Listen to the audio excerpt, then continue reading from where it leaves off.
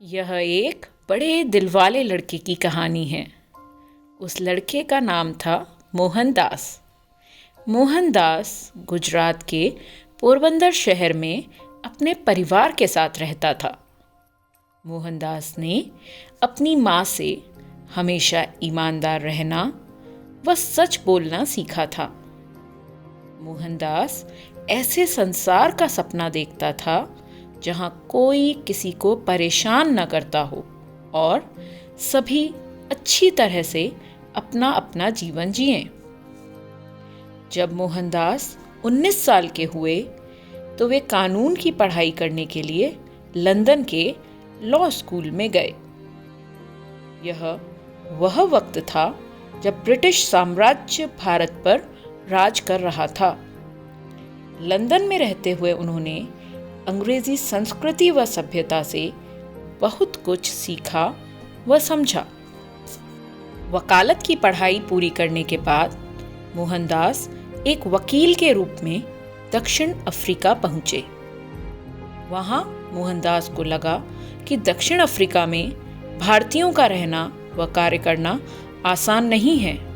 और फिर एक दिन आया जब रेल का प्रथम श्रेणी का टिकट लेकर यात्रा करने के अपने अधिकार के होते हुए भी अंग्रेजों द्वारा यह कहकर सामान सहित उन्हें प्रथम श्रेणी के डिब्बे से बाहर निकाला गया कि यहाँ सिर्फ गोरे लोगों का ही अधिकार है, भारतीय यहाँ नहीं बैठ सकते।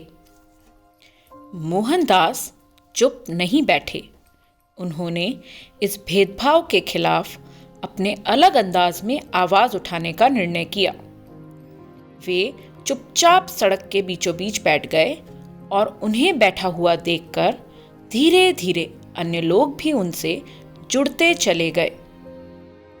20 सालों से अधिक मोहनदास और उनके सहयोगी दक्षिण अफ्रीका में बसे भारतीयों के अधिकारों के लिए कार्य करते रहे।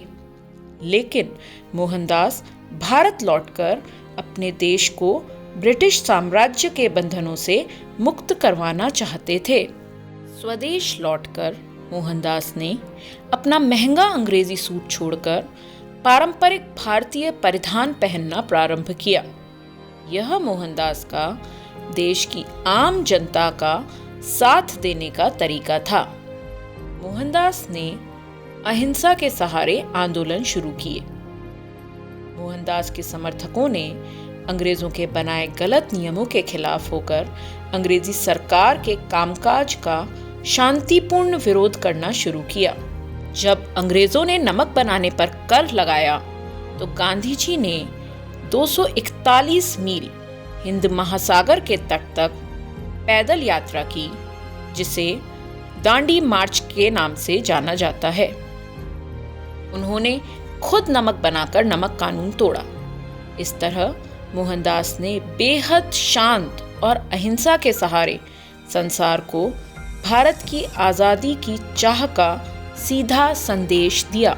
मोहनदास को अनेक बार स्वतंत्रता आंदोलन का अहिंसा के सहारे नेतृत्व करने के कारण भी अंग्रेजों द्वारा जेल में रखा गया।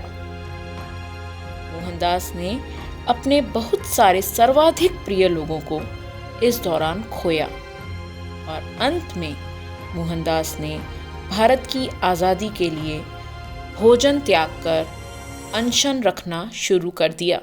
मोहनदास के अनशन रखने पर ब्रिटिश सरकार को डर लगा कि कहीं मोहनदास जेल में ही अपने प्राण न त्याग दे।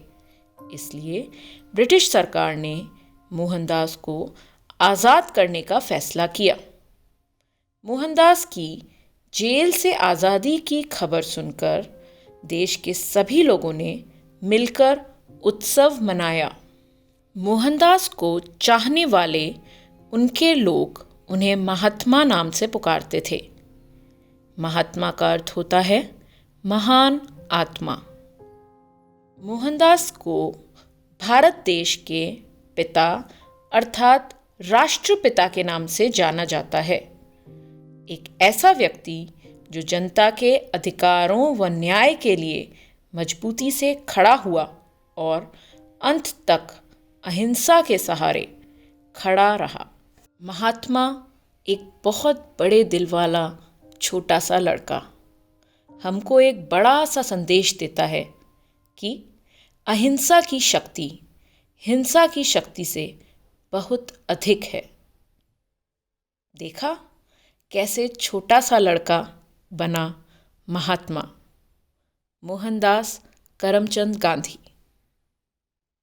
आप सभी को मोहनदास करमचंद गांधी की लिखी आत्मकथा सत्य के मेरे प्रयोग एक बार अपने विद्यार्थी जीवन में अवश्य पढ़नी चाहिए। इस छोटी सी कहानी को सुनने के लिए आप सभी का आभार।